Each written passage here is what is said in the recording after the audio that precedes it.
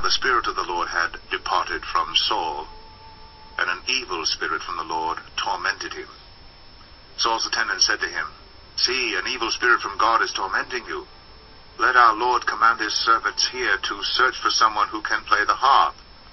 He will play when the evil spirit from God comes upon you, and you will feel better."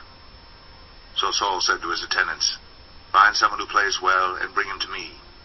One of the servants answered, "I have seen a son of Jesse of Bethlehem who knows how to play the harp.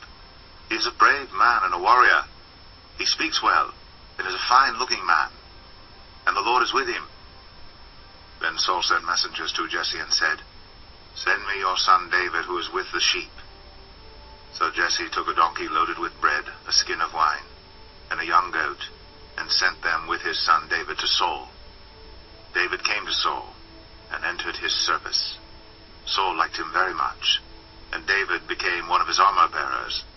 Then Saul sent word to Jesse, saying, "Allow David to remain in my service, for I am pleased with him." Whenever the Spirit from God came upon Saul, David would take his harp and play. Then relief would come to Saul. He would feel better, and the evil spirit would leave him.